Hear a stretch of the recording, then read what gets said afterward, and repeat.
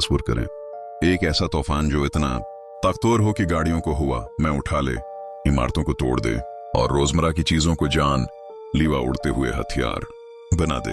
ये है टोर्नीडो की खौफनाक हकीकत। टोर्नीडो अक्सर बहुत कम वार्निंग के साथ आते हैं और जब आते हैं तो हर सेकंड बहुत कीमती होता है।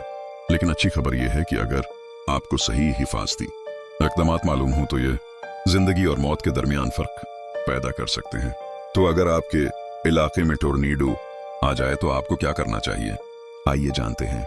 टोर्नीडो दरअसल हवा का एक इंतहाई तेजी से घूमने वाला सितून होता है जो एक थंडर स्टॉर्म, आंधी और बारिश वाले बादल से जमीन तक आता है।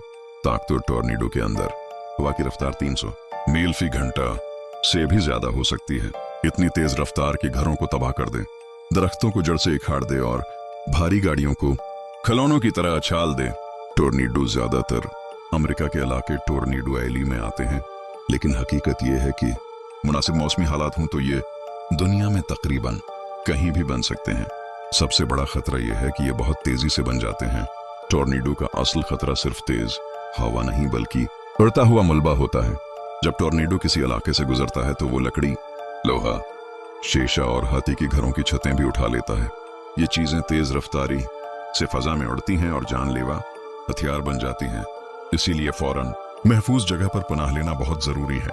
अगर टोर्नीडो की वार्निंग जारी हो जाए तो फौरन अमल करें। घर में सबसे महफूज जगह सबसे निचली मंजिल होती है, खासतौर पर अगर बेसमेंट हो।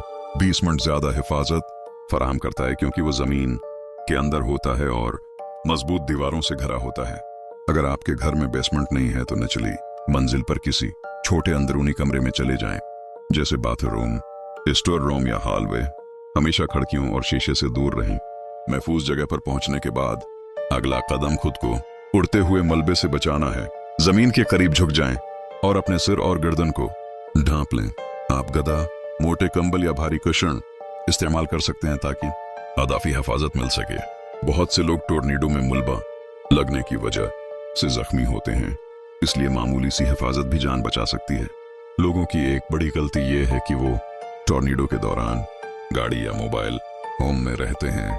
ये जगहें तेज हवाओं के सामने बिल्कुल महफूज नहीं होते। गाड़ियां आसानी से हवा में उठ सकती हैं या उलट सकती हैं और मोबाइल होम तो मुकम्मल तौर पर तबाह भी हो सकते हैं।